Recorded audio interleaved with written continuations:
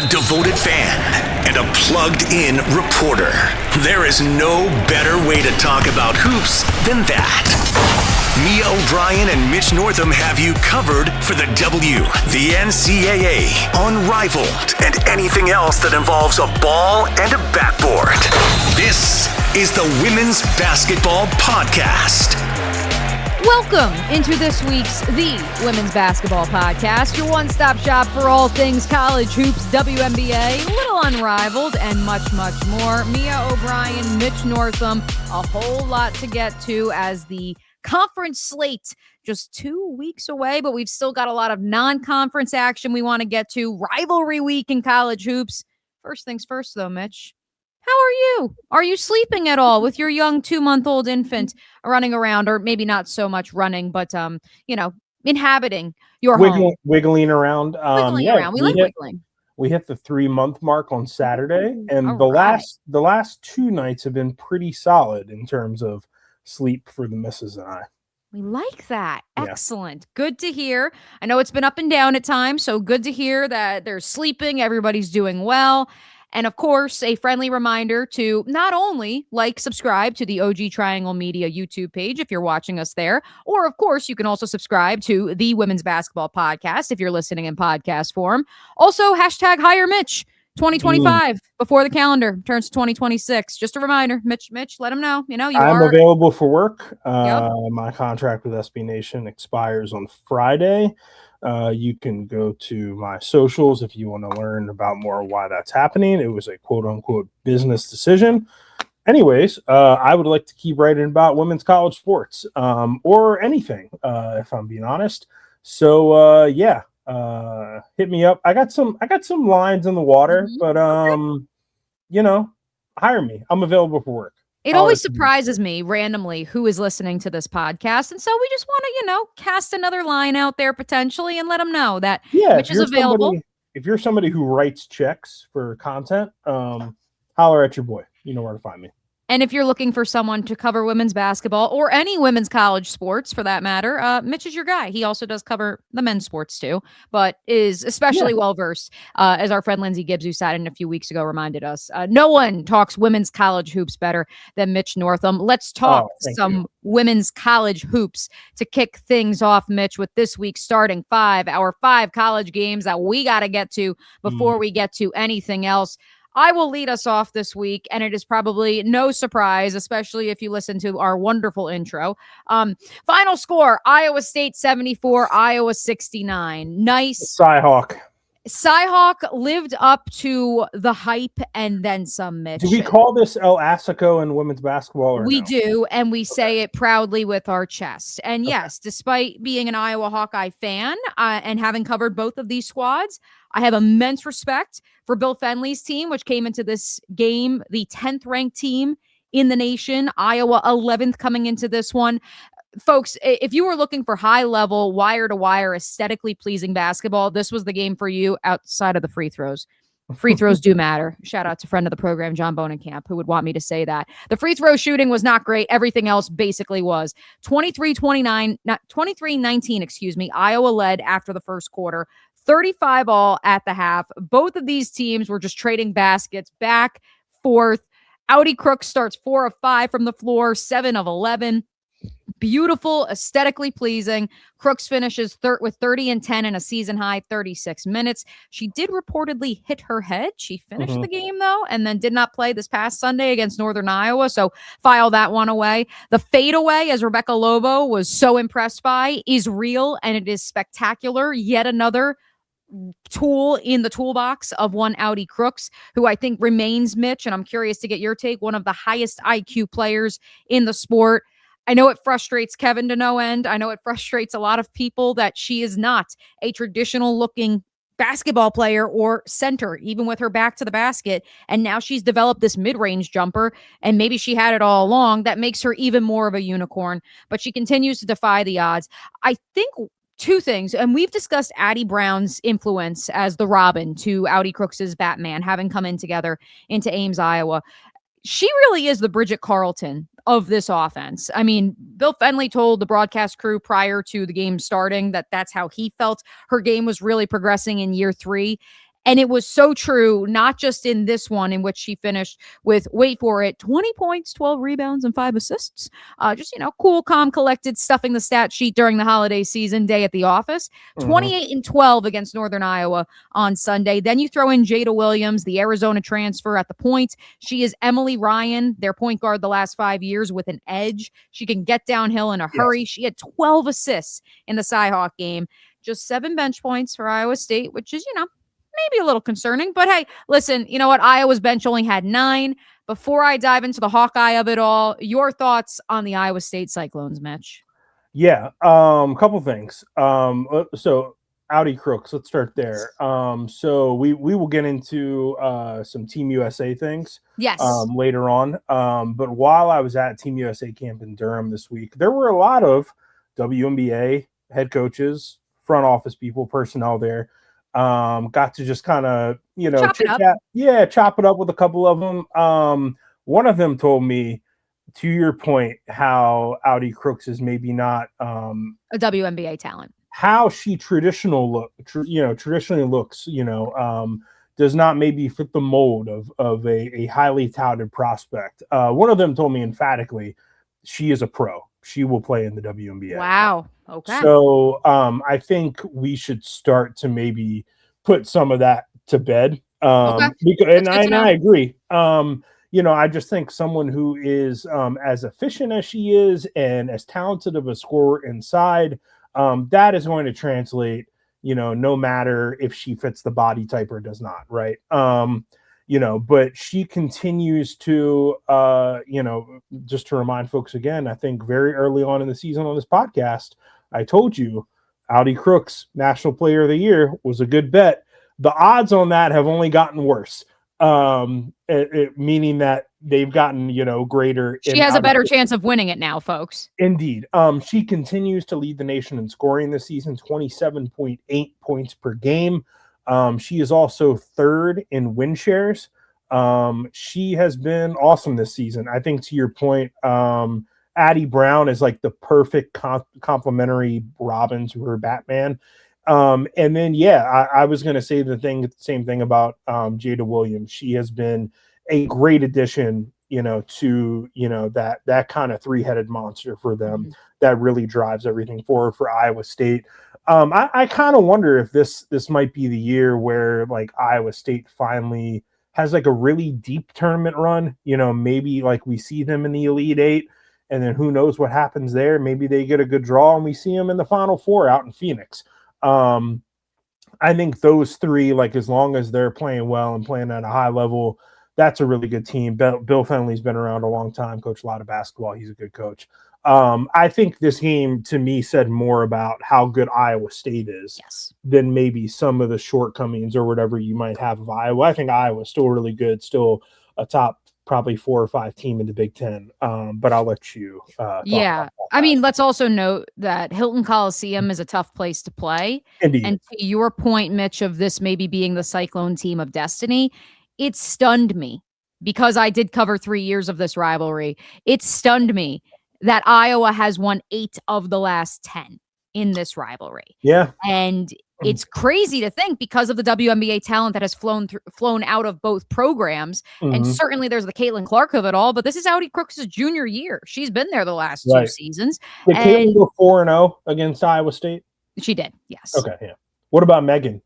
Megan did not, because Megan's freshman year, which was my first time ever at Hilton Coliseum, they lost. Allie Disterhoff got ejected from the game. And I was trying to find that picture on the internet as this game was getting going, Mitch, because it felt like that same atmosphere of just tension and heated rivalry, but respect for each other.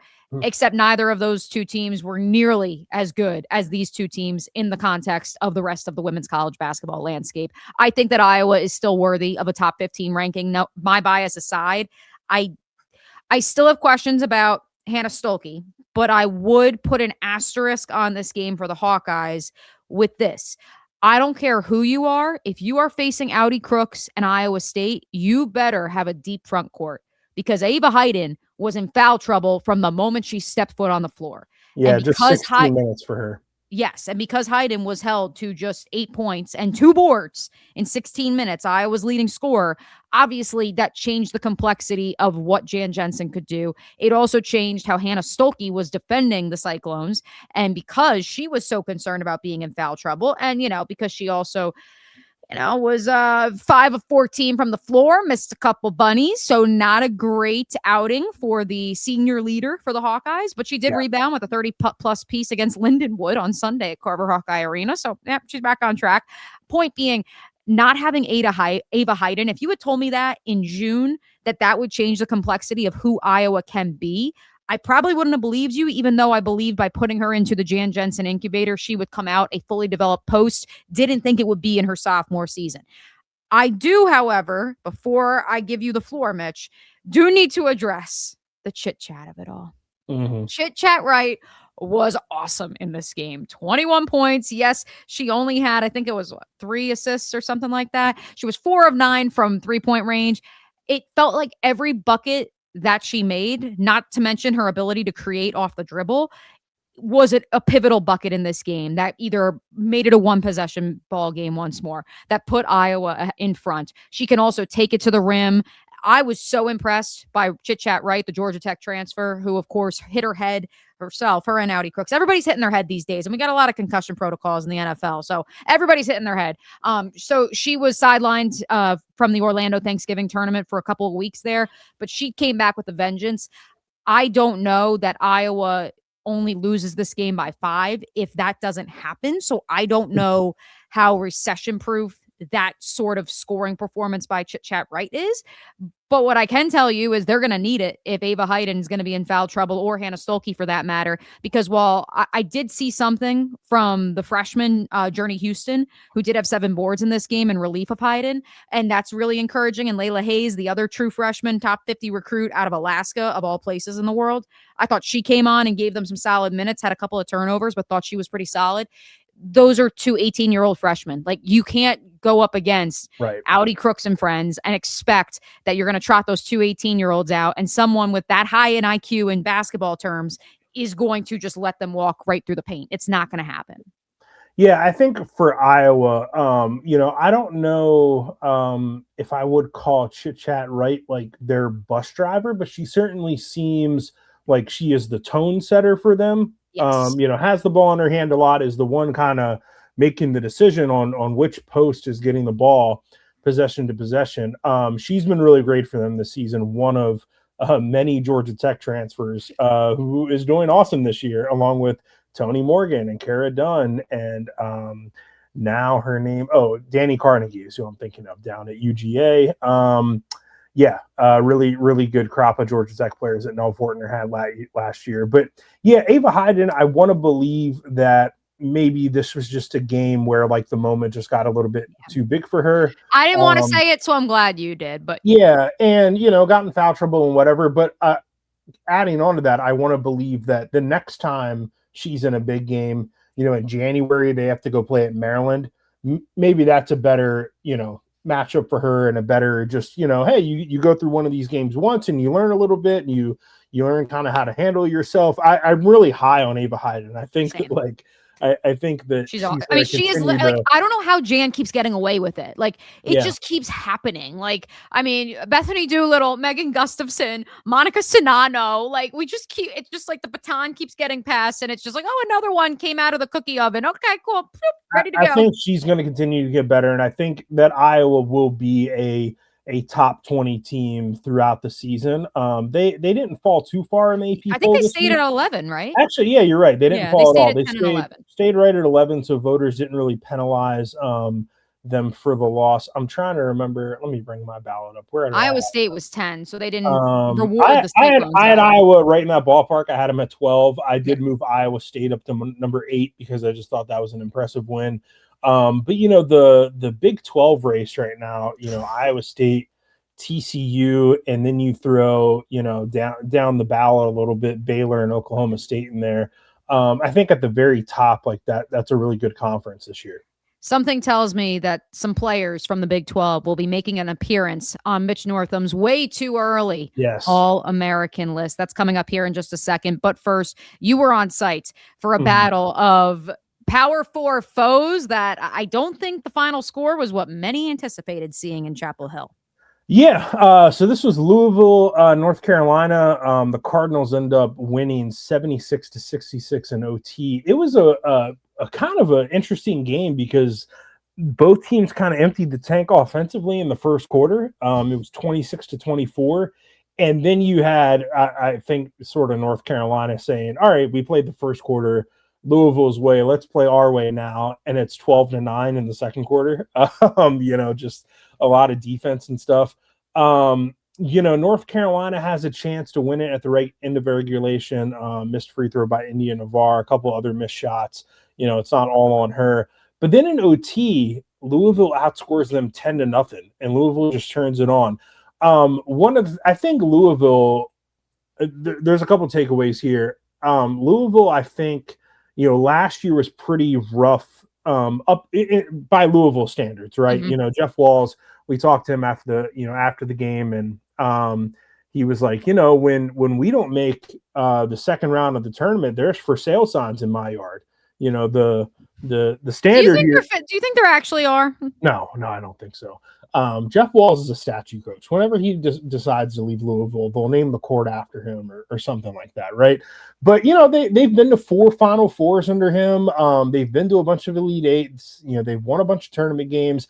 There is a certain standard there, and I don't think last season met that standard. I think for the second year in a row, they went out in the first weekend of the NCAA tournament, right?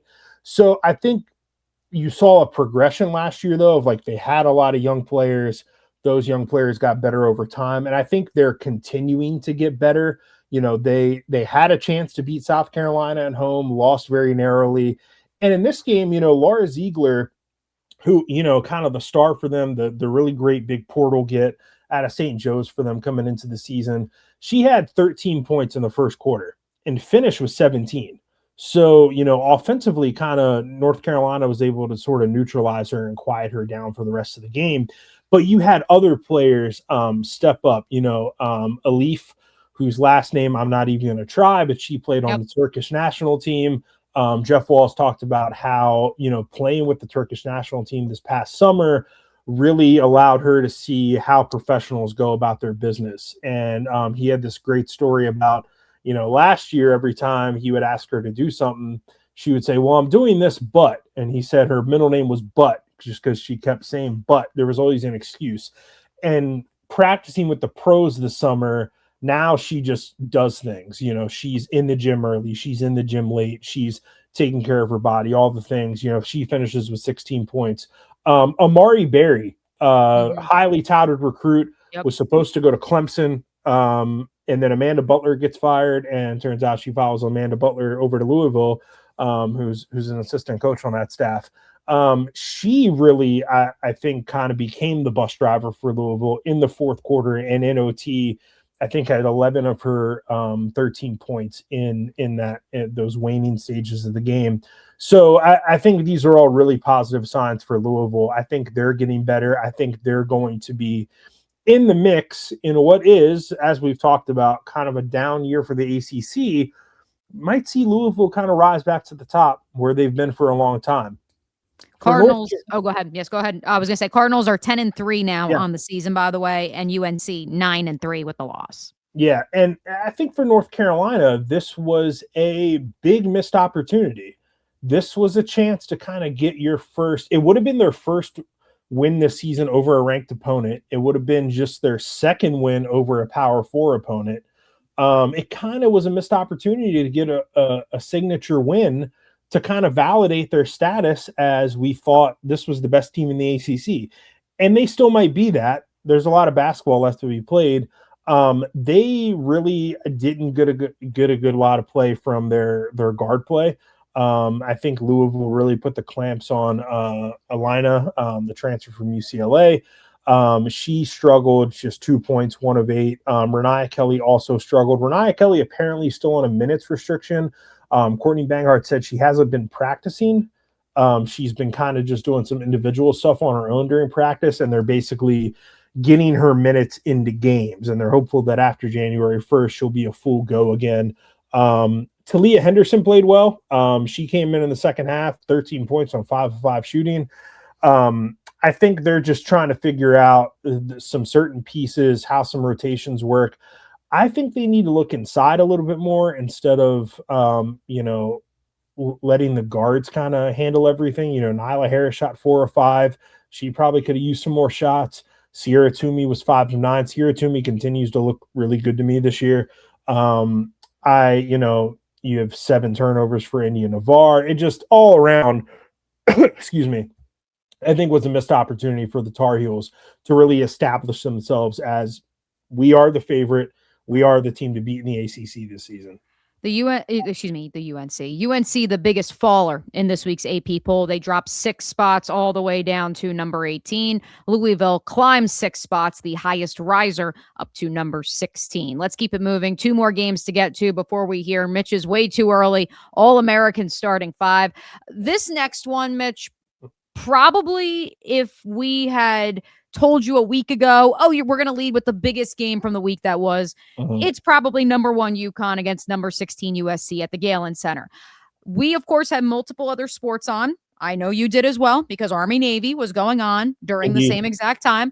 And we had it on TV too. And at one point in the first quarter, Kevin just points at the TV and goes, "Holy crap, this might be the biggest beatdown in sports this week."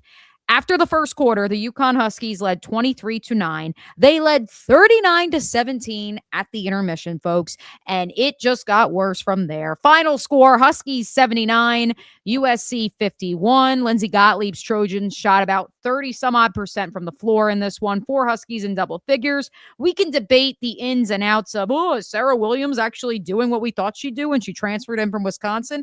We can debate, certainly, whether or not it was a strong performance from Sarah Strong, more of a ho-hum performance in my estimation. Ditto to the 17-point performance from AZ Fudd. This felt like as workmanlike a win as UConn has gotten this year, and it was on the road on the West Coast. I would say that this game was more about USC's shortcomings. I also have a submission for Gus Johnson for when USC, the Big Ten's flag bearer, besides UCLA, of course, when they appear on Fox, we're going to start calling her Jazzy D. I already can hear it. Gus Johnson's going to call Jazzy Davidson Jazzy D. That's also how I'm going to get over my mental block of calling her Jazzy Henderson. Jazzy D was 3 of 13 from the floor, Mitch. Kennedy Smith, 5 of 15 from the floor. London James, the UCLA transfer, 3 of 10. Those were your 3 players in double figures. The rest of the team scored 11 points total. That's what happened. That is why they lost this game. And for UConn, it was just, all right, we're just not going to make mistakes. And we're going to get in, get out, and head on back to Storrs, Connecticut. Yeah, I think we're seeing the limitations of how good USC can be this year. I think they are a good team. I don't think they are a Elite 8 team like they have been for the past 2 years. I don't think they are a contending for the Big Ten title team like they have been for the past 2 years. And, the absence of Juju Watkins, a big part of that. I think overall in the long run, this season will be a good thing for them because you're kind of throwing Jazzy D and Kennedy Smith into the fire a bit and telling them, hey, you got to figure this out. Juju is not here to save you.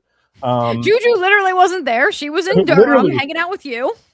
Literally not there, not even on the bench. So I think in the long run, this will be a good thing for USC. But in terms of the short term, I think we're seeing kind of their limitations this year. And when they get matched up against a top 4, top 5 team, I think it's going to be a struggle. UConn, I think like you said, it was a workmanlike win. I thought it was a team win. I think Sarah Strong and AZ Fudd, like they felt like they didn't have to be, Superman and Wonder Woman in this game. You got 15 points from Ashlyn Shade. You got 12 points from Blanca off the bench. You got, 9 rebounds, 6 points, a decent game from Sarah Williams in just, 21 minutes, excuse me. I think for UConn, this was just like, all right, well, get in, get out. Yeah, let's get in, get out. Yeah. And, I was talking with somebody this weekend, and it's UConn, it's going to be kind of interesting the rest of the way because I don't really feel like they're going to get tested all that much at all. They're getting into Big East play. They do have 3 non-con still. They're going to play Iowa on December 20th. They're going to play Notre Dame later in January, and they're going to play Tennessee in February. But I don't think I think UConn's going to be double-digit favorites in all those games. And if they lose any of those games, it's going to be an absolute shock and stunner. Yeah. So I just sort of wonder, without really seeing, like the biggest test that UConn has gotten this far is Michigan, right? And so I just kind of wonder, how are they going to match up? Like, do they get a great draw in the tournament, and do they just coast to the Final Four before they really get tested again? Against, unless you get an Ava Hayden and Hannah Stolke non-foul trouble performance for the ages in the front court, because I do think that is where maybe the deficiency is, just because Sarah Strong is more of an all-around, can guard the 1 through 5, as opposed to this back to the basket center like Audi Crooks that would spell trouble for the Hawkeyes front court. Right. So yeah, when you get matched up against a Texas or an Audi Crooks, or somebody like that, maybe in the Final Four, even UCLA again. I'm sure Lauren Betts is going to be motivated to get that one right this time around, and play a little bit better the next time she sees UConn. I just I do wonder. I continue to vote Texas number 1 in my poll, because I just think the Longhorns have more impressive wins. And that's not to say I don't think UConn can win the national championship. I absolutely do. I just, like, resume wise right now, Texas has the better wins. Let's get to one more rivalry game. Final score, Oklahoma 92, Oklahoma State 70. Another top 25 showdown in Bedlam on the women's hardwood. But ultimately, Mitch, as much as that final score is a 22-point differential, this was a one-possession game with 4 points, with 0.4 seconds, or 4 seconds, to go in the first half, prior to a Sahara Williams jumper right before the intermission. If not for that jumper, that makes it 42-37. This is a one-score game, and a young poke squad is poking the bear. Now, ultimately, I think the biggest takeaway from this one, because of that final score and because it got away from the Cowgirls in the second half, I think that ultimately this is a game where you walk away and you say, wow, it's not just Aaliyah Chavez. It's not just Reagan Beers. It's not just Peyton. Sahara Williams, I'm still upset that Jenny Baranchik stole her out of Waterloo, Iowa. Shout out to Jenny. Sahara Williams, I thought it was a coming out game for her. I thought for Zaya Van, this was a coming out game. If you didn't know either of those two players who have been around the Team USA pool throughout their prep careers, and with both of those players coming off of season high performances in the last month and a half, Van was coming off a season high 19 against Little Rock. She had 15 in this one. Sahara had 18. There are so many different ways to skin a cat when it comes to the Oklahoma Sooners. And that's why at this juncture, because by the way, then the ultimate, like, all right, let's run the ball and milk the clock, is they have Reagan Beers. And so she goes for 22 and 12, and that's their closer. She did have 5 turnovers, many of them in the first half, which was a little concerning for me. That's probably why it was a one possession game with 4 seconds to go in the first half. But when all is said and done, ho-hum, all 5 starters in double figures. Oklahoma, they can be a chameleon, and they can beat you a variety of different ways. Yeah, I think this game told me 2 things. Oklahoma, I think, is a team that can legitimately challenge for the SEC title this year, just because they do have that versatile attack. They do have a player in Reagan Beers who you can just count on to get 20 and 10 pretty much every night. And if you need to just pound the ball inside, she is a reliable post scorer who can do that. But then you also have this dynamic guard in Aaliyah Chavez who can go off, like we saw against NC State. And then you have all these other pieces like, Sahara Williams, who, like you said, has been in the Team USA pool for a while, 3-on-3 and some other things. Zaya Van coming into her own. They may have some of the best depth on the wing of any team that no one is talking about. Peyton Verhulst, veteran, 3-and-D, gonna play in the W forever type players that no one wants to talk about. Yeah, Verhulst does a little bit of everything: 9 rebounds, 4 assists, 10 points, 1 block. She's just kind of everywhere doing everything. I think Oklahoma has the talent and the depth to challenge for the SEC crown this year. There's a stretch for them coming up in January where we're going to learn a lot about them. Starting January 8th, they play against Ole Miss at home. They go to Kentucky. They have LSU at home, and then they have South Carolina at home. So that 4-game stretch, we're going to learn a lot about not only Oklahoma, but I think just the SEC picture in general. And then Oklahoma State, I still like the Cowgirls. I still ranked them this week. I think they got a solid team, but I do think they are right now kind of a live by the three, die by the three kind of team. And in this game, like, it just wasn't falling for them the way they wanted it to. They ended up 9 of 32, just 28%. Micah Gray, 4 of 14 from deep. Not great. Amari Whiting only got 1 3-pointer off. Lena Girardi, 1 of 4 off the bench, but she only played 6 minutes. I wonder if maybe this game was just like a little bit too big for her. We talk about, rookies and these big rivalry games.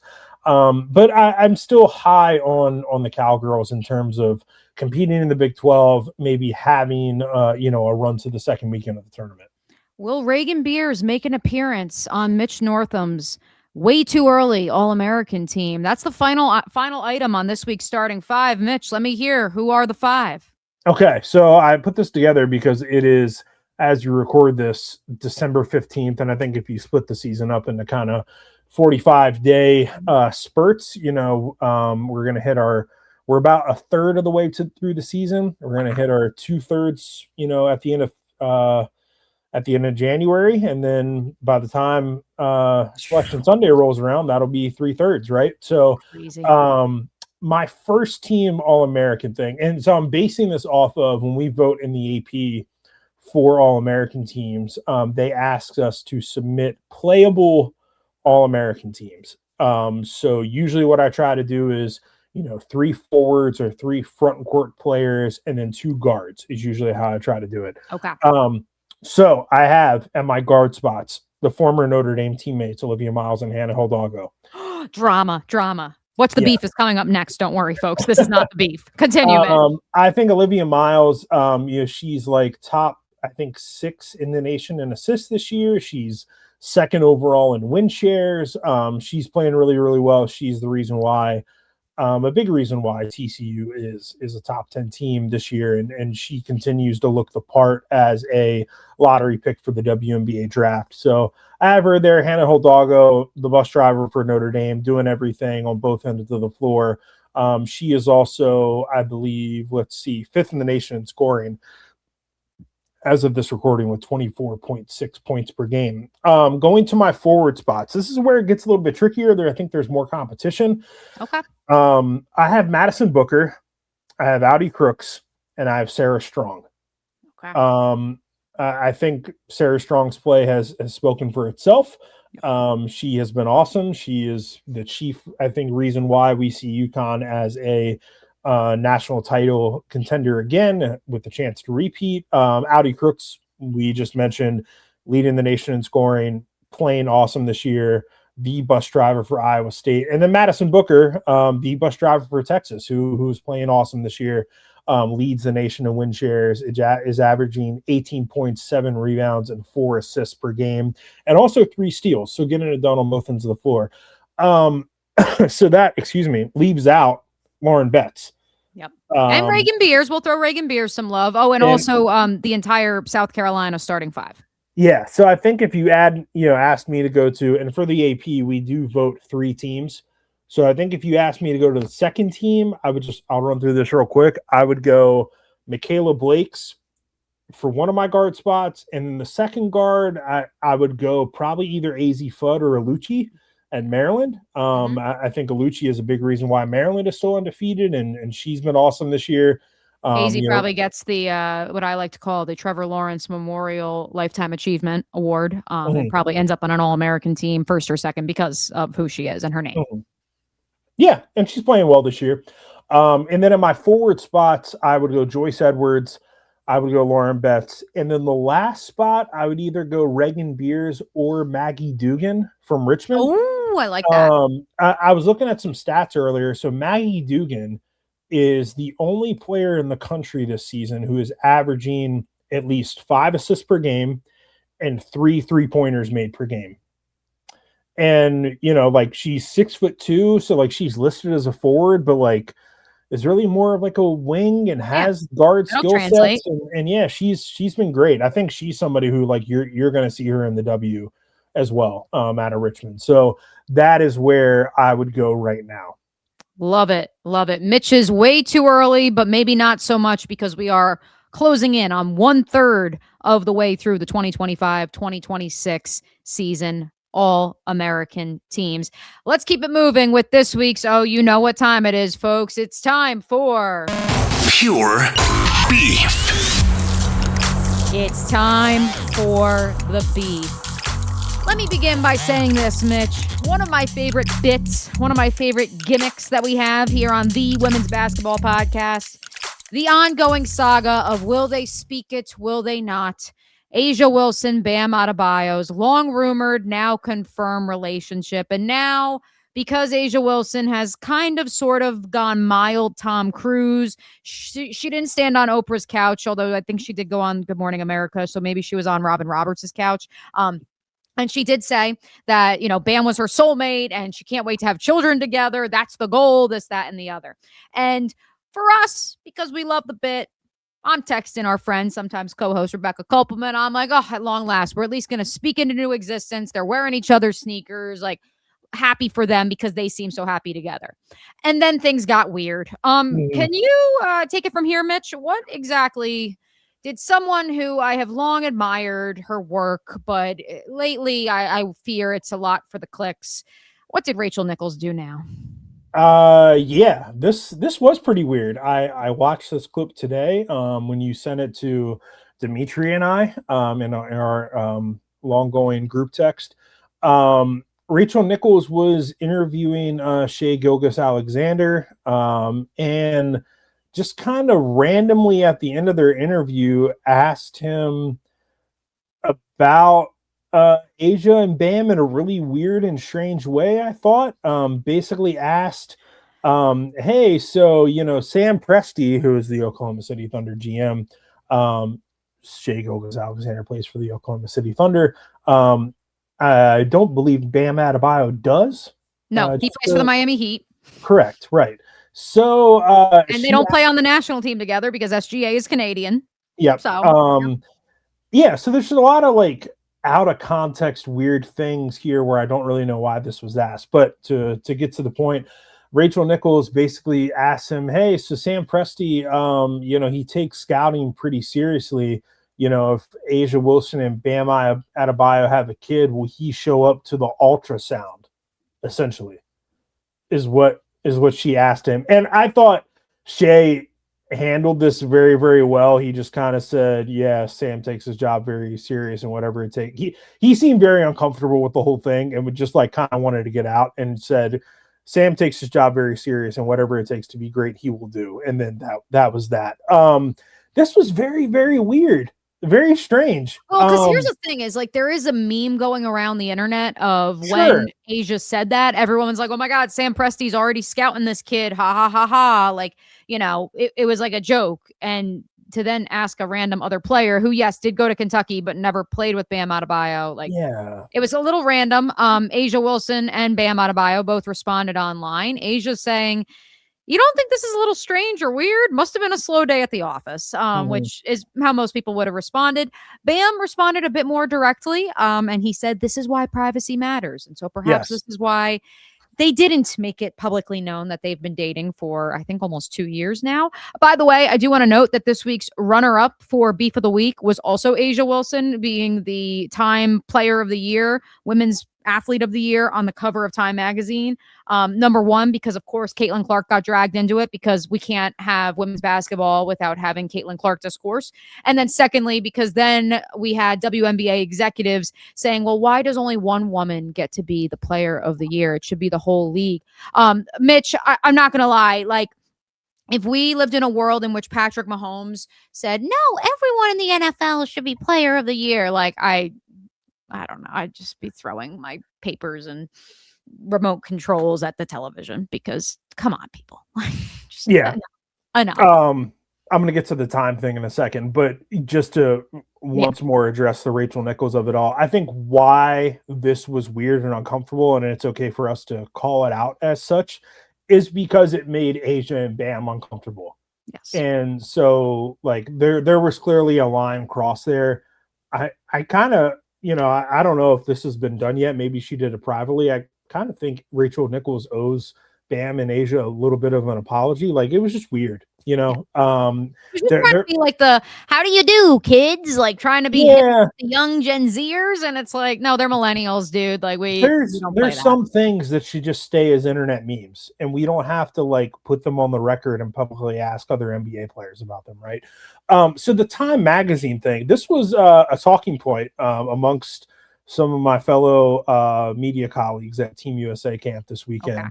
Okay. And we all had kind of the same reaction to, you know, I think, you know, I don't want to criticize this writer and reporter too much.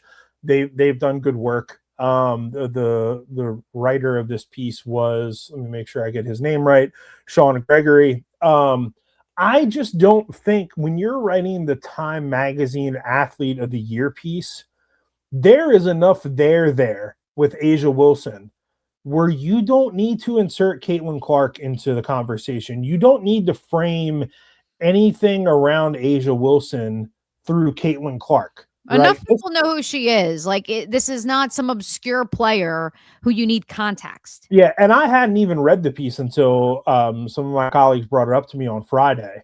And then like I kind of went through it a little bit and I was like, did Christine Brennan write this? It was not written by Christine Brennan, it was written by Sean Gregory.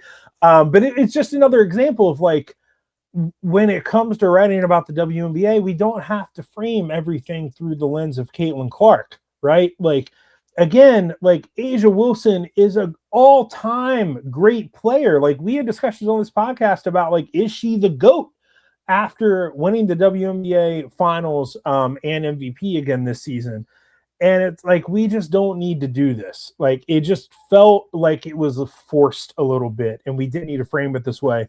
To your point about, you know, well, why wasn't it all the players that were, you know, someone saying that?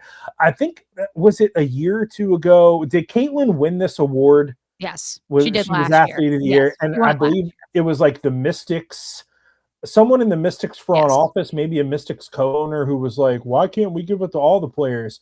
Dog, if there was an NFL, to your point, if there was an NFL owner, or if Roger Goodell was like, why can't we celebrate all the players when Patrick Mahomes or somebody like that is highlighted? Like, nobody in any other sport does this. If you want to be taken seriously, if you want to be treated like a men's sport, stop doing stuff like this. Like, stop. Like, this isn't everybody gets a trophy. This is professional sports.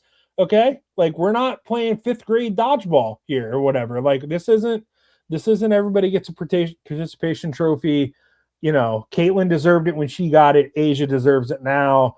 We don't need to say, well, let's recognize all the players. Nah, man, that's not how we do this here. All right, like, I just that like hits a tick for me and kind of grinds my gears. To the point about, you know, if you wanted to be treated like men's sports, like start acting like men's sports. Just a quick aside, Nebraska volleyball yesterday did not, you know, when you go to NCAA tournament games in the postseason, players are usually made available in the locker room or outside of the locker room separately from the press conference. Mm-hmm. Nebraska volleyball players were not made available outside of their locker room yesterday. And that's another example of, they don't do that in men's sports. That would not be allowed ever in the NCAA basketball tournament.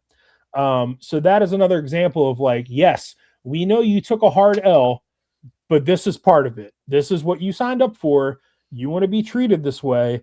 You need to act like it. So to that point. Although we did have 2 Jets players yesterday decline comment in the Jets locker room. Travis Kelce also declined comment in the Chiefs locker room after the Kansas City Chiefs were eliminated from postseason contention. And as everyone knows, Justin Herbert, yeah, I'll just leave it at that. That is this week's Mitch Beef of the Week. Cue it, Dimitri. Pure beef. And of course, if you like that wonderful, awesome sound effect, and you want to make your podcast sound bigger and more professional too, check out auditoryfx.com. All the audio tools you need to take your show to the next level. The perfect gift this holiday season for yourself or the podcaster in your life. Packages for as low as $19.99 is where they start. Check out auditoryfx.com. All right, Mitch, it's time. I'm not going to lie. I have a lot of friends who have specifically said that they are listening to this podcast this week because they want to hear the tea from Team USA basketball camp in Durham, North Carolina. No, not the Caitlin Clark stalker situation. I don't even want to get into that. We're going to put that off to the side. There were social clips. There were video clips. I have never seen such joy from just little 10-second step back 3 videos from a practice setting like I saw across the basketball landscape this past weekend. And you got to see it with your own 2 eyes. The floor is yours. Tell me, what were your biggest takeaways from Kara Lawson's first Team USA training camp at Duke University? Yeah. So I was out there Friday morning. I didn't get a chance to go on Saturday for day 2, but most of kind of your big names were the ones who talked to the media on Friday. And we got to watch a little bit of the end of practice. The big thing was, Caitlin, when she came over and talked, I had a tweet that kind of blew up, and all it was just, hey, Caitlin Clark said this. She said she's 100% healthy. And which was awesome to see. And she was out there, shooting and, full contact and all that kind of stuff, going through the drills and going through some scrimmages and some 5-on-5 and stuff. So that was awesome to see. That was a big takeaway. I think overall, the overarching theme sort of this camp, it was like, yes, it's Kara Lawson's first camp, but like that is only part of like this transitionary period, I think, for Team USA, which we've talked about before on here, is like this, these next 4 years, you're going to have a lot of these young players coming in and they're going to squeeze some of these vets out. And so I think it was telling that they had 10 newcomers, 10 players making their first time appearances with the senior national team at this camp. Among them, Caitlin Clark, Paige Beckers, Angel Reese, Kiki Irialfin, Sonia Citron, Lauren Betts, a lot of these, big name talents who I think are going to be, they're the rising stars and turning into the faces of women's basketball, right? So that was sort of the overarching theme for me. Paige called their group the Young and Turnt Corps. So I thought that was a good nickname. I think specifically like those 3, Caitlin, Angel, and Paige, like they're probably going to be in contention to get some spots on not only the FIBA World Cup team coming up next year, but in 2028 when the Olympics come to Los Angeles. Juju Watkins was there. She talked to the media. She said that she is starting to do, I believe, just kind of, some ball handling stuff and sort of some stuff on her own. Still a long ways away from like full 5-on-5 basketball. She was just kind of there in sweats, soaking up the environment. I asked Sue Bird, when she did some media, hey, why was it important for you to have Juju here and, basically spend one of these camp invites on her? And she was like, a lot of people learn through osmosis, and we just want her in this environment. To me, that said, she's part of our plans going forward, and we want her in this environment and kind of, with Kara and with some of the other coaches and stuff like that. There was some CBA talks, some of the players were asked about that. Caitlin, I've got it on my notepad of things to ask Mitch. Yep. Caitlin said some newsworthy things. She called it, I'll just read the quote. I think this is the most important thing for myself, thinking about the CBA negotiations. This is the biggest moment the WNBA has ever seen, and it's not something that can be messed up. And, we're going to fight for everything that we deserve, but at the same time, we need to play basketball. That's what our fans crave, because you want the product on the floor. And at the end of the day, that's how you make money. That's how you're marketable. That's what fans get excited about. That's what the fans want to show up for, which to me telegraphed like, we're going to fight for a lot of things, but we're not about to let this thing go to a lockout where we're going to miss games, right? So I thought that was pretty interesting. Which, to be fair, Caitlin is not on the board of the WNBPA. Right. She is certainly a voting member. She is certainly part of that group that met in Indianapolis during All-Star Week and had conversations and has been continuing to have those conversations. And, it's kind of like, Tom Brady may never have been on the NFLPA, but at the same time, like, let's be real, if Tom Brady said something, people were going to listen. Like when Tom Brady started working out in Tampa during COVID and was like, we're going to find a way to play, like they were going to find a way to play the NFL season independent of that. But I think the same can be said for this situation. Yep. And then, I asked a couple of different players just like, hey, what's it like playing for Carol Lawson, like getting coached by her? Wait, did you ask Angel Reese? I did. Biggest, yes. I did ask Angel Reese about like, hey, what's it like playing for Carol Lawson? She said Just say the line, Mitch. Say the line, Mitch. What did you have to ask her? What's it like? What's Kara's mantra? Oh, handle hard better. I didn't ask her about handling hard better. I was hoping and praying you'd say to Angel, did you talk about handling hard better? Angel, how did you handle hard better this week? No, I have a great relationship with Ty Marsh, and we're working on said relationship. Well, we'll get to that. And Angel said something to the effect of like, she reminds me of a lot of my college coach, which like we all kind of let go, but then I kind of came back. I was like, which college coach? Is she talking about Kim Mulkey, or is she talking about Brenda Fries? Because both of them, I think in their own ways, all three of them can kind of be, pretty tough. Do you think she still claims Brenda though? No, I think she was talking about Kim. Yeah, she was talking about Kim, which is ironic, of course, because in case you missed it, guess who was last week's beef of the week, folks? Right. Kim Mulkey, Carol Lawson, Flaujae Johnson. So, LOL. Good job reading the room, Angel. Well done. So that was all interesting. And then, so then after practices, a lot of these players were available on Zooms. And I was writing, so I missed this, but Angel Reese was basically asked like, hey, so are you going to play for the Sky this year? And she said, quote, I'm under contract. So yes, I plan on returning to the Sky, which to me said, until I get traded, as long as them checks keep clearing, I'm a member of the Chicago Sky. Do you think they leave her unprotected in the expansion draft, whenever that is? No, you can only protect 5 players. I mean, I know that roster's thin, so it's not really like they. I think she's too valuable still as a trade asset to leave unprotected. I just don't know if the juice is worth the squeeze in terms of the headache, but I think it is. Because you're devoid of talent with that roster, right? But you have to get something for her. Yeah. I think she's still too valuable of a trade asset for somebody, to just basically let her walk, which would be what you would be doing if you left her unprotected, because she would most certainly be taken, number 1 overall by whichever one of those teams has the pick. On that note, I saw a member of the Portland Fire at the UNC Louisville game. I don't know if they were there to check out Laura Ziegler maybe, or maybe India Navarre. I'm trying to think of some other seniors. Yeah. So that was interesting to me. That was kind of, the most highlights, the tea and the highlights, I think, from Team USA camp.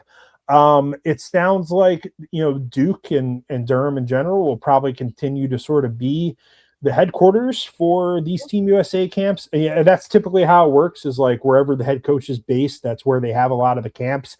If they're not out in Colorado, but a lot of times, they are right there. I will also add that I thought it was interesting that, Stephanie White was doing a lot of sort of on-court coaching, and she also spoke to the media, which I think was maybe an indicator to me that she might be somebody. Sue Bird was very quick to say, these are just the on-court coaches for this camp. But I think Stephanie White is going to be somebody who continues to be like on Kara's staffs going forward for Team USA, and is maybe the person, because Kara is not going to be able to coach in the World Cup qualifying tournament in March, because that happens right between the ACC tournament and Selection Sunday. Mm-hmm. And it's just not going to be able to happen. So you might see Stephanie White coaching Team USA during that tournament. Especially because the Fever front office they were all there too. And like you already noted, it's not like other WNBA front offices weren't there, but the Fever front office was very vocal and very open about their presence, supporting Stephanie White, Caitlin Clark, and Aaliyah Boston. Yeah, there were folks from the Fever there, folks from the Dallas Wings, folks from, I'm trying to think now, the Minnesota Lynx, the LA Sparks. Probably almost every team was represented in some form or fashion there, just kind of hanging out on the sidelines. So let's close with this, Mitch, on this topic. I feel like a lot was being read into, and maybe it's just the internet and naturally what fans do. That's why they call them fans, because they're fanatical. Because we were only seeing, those of us who were not in attendance in Durham last weekend, we're just seeing vertical cell phone video, just here, there, and everywhere. Sure. A lot was being read into, you see this starting five working out together, or Caitlin is with Kelsey Plum and Cam Brink. And what does that mean in terms of where Kara's head is at, of who has the upper hand right now in the pool? Were you reading into any of that at all? No. Was there any? Okay, so this is just. I don't think so. They were just kind of mixing and matching and stuff. Now, I mean, maybe they wanted, maybe Jackie Young and Caitlin Clark to start developing some rapport in the backcourt. Maybe it was by design, I would say, like to have Caitlin and Paige on opposite teams to maybe generate some competition there. Yep.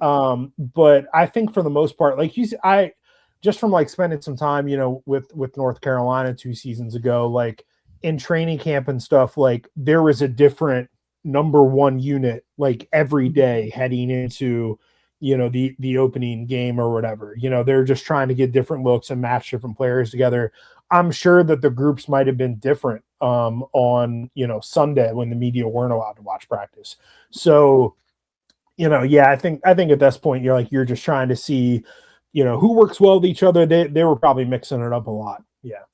Great stuff. Of course, it is amazing that we have someone here on this podcast with eyes on Team USA. And now with eyes and feet firmly planted on the ground, the same ground that Team USA will now call home so long as Kara Lawson is the head coach of the women's basketball team. Let's keep it moving with this week's Making Money with Mitch picks. Folks, he is at it again. A perfect 3-0 week last week for Mitch Northam, who improves to 12-3 on the season with his picks. Shout out to James Madison. We knew you would not fail us, Dukies.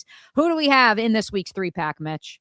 Yeah, shout out to the Dukes. And UConn, even like that line moved to 18.5 from 8.5, and they still covered. So shout out to UConn. Yeah, so we're 12-3 on the season, 3-0 last week. We're going to start on Friday night at 10 p.m. Eastern. Formerly, I think 3 years ago, we would call this Pac-12 After Dark. Sad. It is now Big Ten versus ACC After Dark. We have Washington at Stanford Friday night, 10 p.m. Eastern on ACC Network Extra, which is the streaming component of ACC Network that you can get through ESPN. I'm taking Washington plus 6.5. You've been high on the Huskies all year. Yeah, Washington's got a pretty solid team. They are ranked in the AP Top 25 poll this week, I believe, at number 22. They're coming off a win against Green Bay. I still like Stanford. Stanford might win this game. I just think it's going to be relatively close. So 6.5 points. I will take the Huskies to cover that one. And then we have Jeff Walls' Louisville Cardinals making another appearance in Making Money with Mitch. Indeed. Big game coming up for the Cards. This is Saturday, 11 a.m. Eastern on Fox. Which, by the way, I cannot believe this game is being played at 11 a.m. Eastern, but continue, Mitch. I believe this is a neutral site game. I think it is in Connecticut, if I have that right. Maybe at Mohegan Sun. Yeah, because then it's the first game, and then UConn and Iowa play at 1 o'clock. Yeah, let me just double check that real quick. No, it is in Brooklyn. It is at okay. But neutral site either way. Yes. And then Iowa, UConn follow that also at the Barclays Center. So yeah, this is 11 a.m. Eastern on Fox. We have the Louisville Cardinals taking on the Tennessee Volunteers, Killikim versus Jeff Walls. I'm going to take Louisville plus 4.5. I just, having seen both of these teams in person now, I think Louisville maybe has their stuff together a little bit more than Tennessee does. I think Tennessee is still trying to figure its plans out, its way out. What are the best, group to play on the floor, or how do those hockey rotations working out? All that kind of thing. I just like Louisville to at least keep this thing really, really close, if not win outright. And then final pick of the 3-pack, we head to the Big 12, the most underrated conference in women's college basketball. Yeah. So this is Sunday. Texas Tech taking on Baylor, 4 p.m. Eastern on ESPN Plus. This is kind of a proof of concept game, I think, for Texas Tech. I believe the Red Raiders are still undefeated, if I have that right. We talked about it last week. Their schedule left a little bit to be desired, but in a year in which their men's basketball team is a top 20 team, in which their football team is in the college football playoff with a first-round bye, anything is possible in Lubbock, Texas in 2025. Yeah, so the Red Raiders are 12-0. They do have 3 Power 4 wins. They beat SMU by 31, excuse me. They beat Arkansas by double figures, and they also have a win over Mississippi State. So this is their toughest opponent yet in a ranked Baylor team on the road. I like Texas Tech to go in here and cover 10.5, though, and just kind of keep this thing, within single digits. There's also a question for Baylor of how healthy Talia Scott is going to be, and is she going to play in this game? So yeah, I'd like Texas Tech to keep it within 10.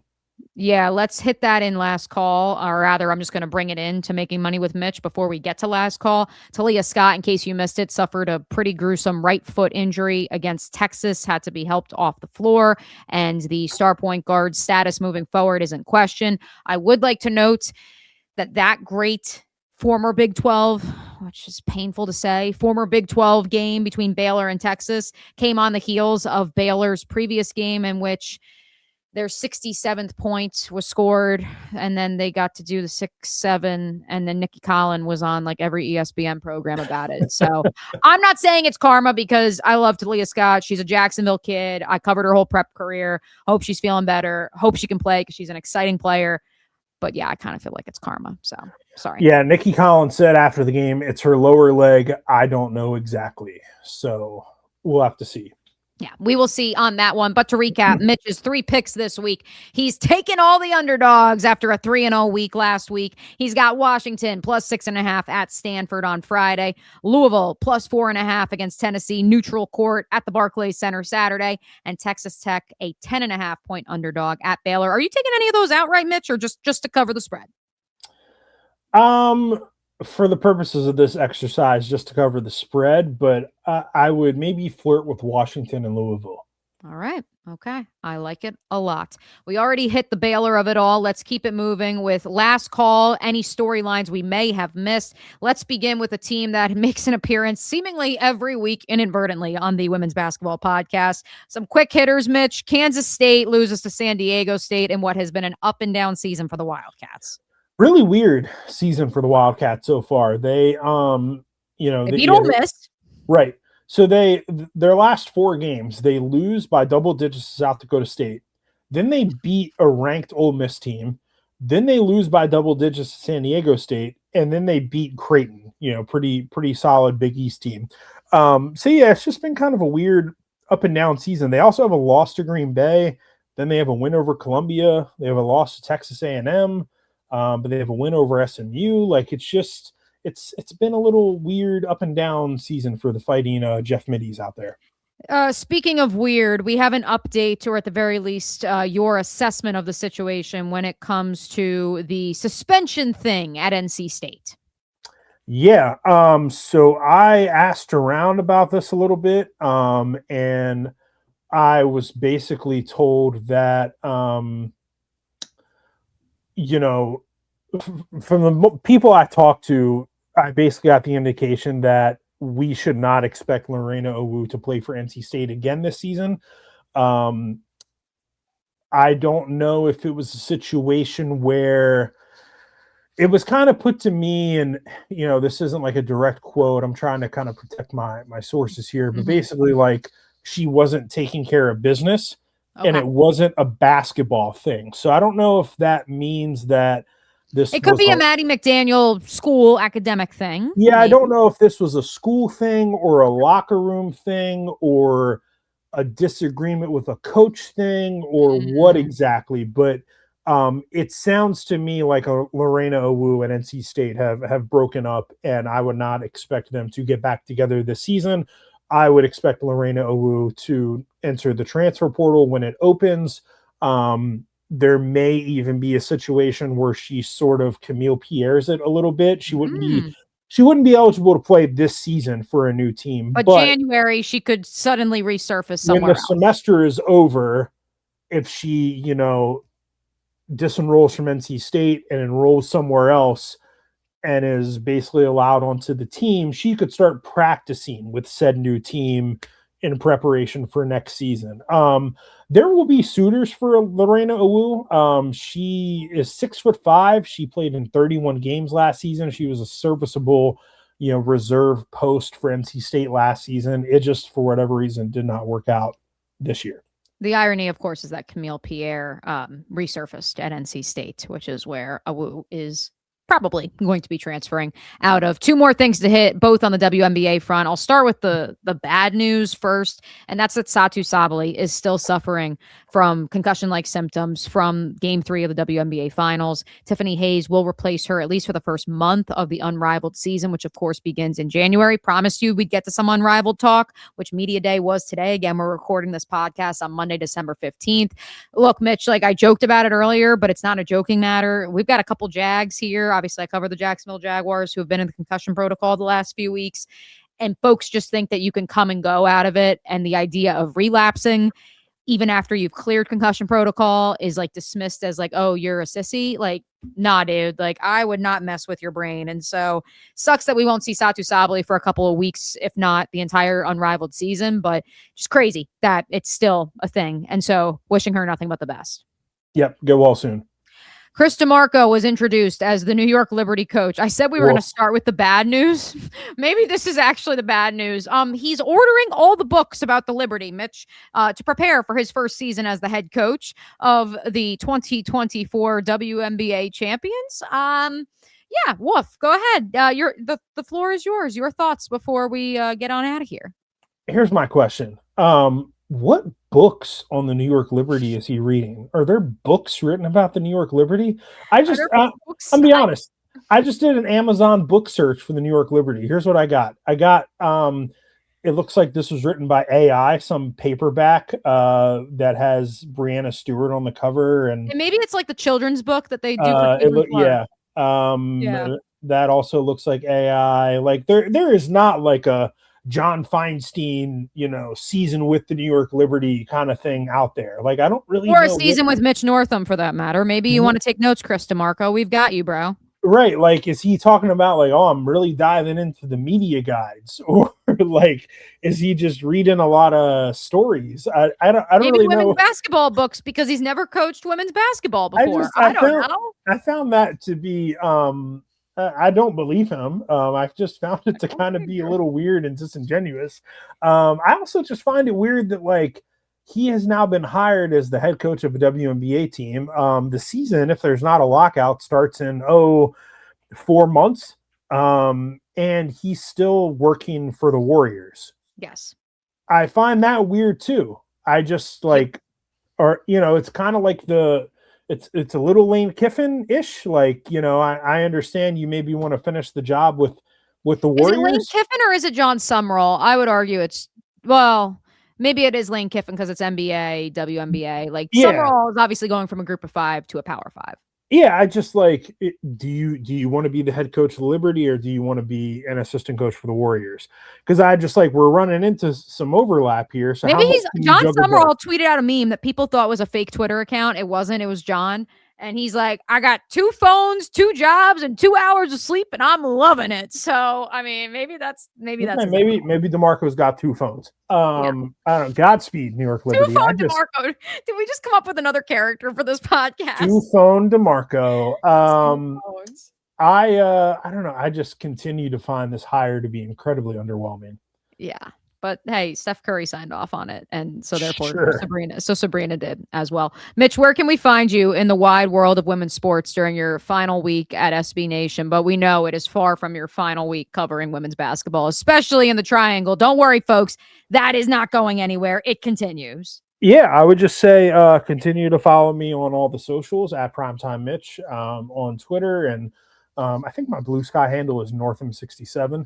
But you can just search my name and you can find me. I'll have, this is my last week at SB Nation, and maybe I'll have some stuff somewhere else next week. Who can really say? Ooh, I like that. No games in the Triangle. I know here in Jacksonville, pretty much with finals week, we don't have a lot of games. If there are any, they're against Power 4 opponents. I'm assuming the same for you guys. Well, Thursday it was kind of like last week was the big break. It felt like Thursday we do have South Dakota State at Duke. I'm going to check that out, and then Sunday NC State is going down south a little bit to play Davidson.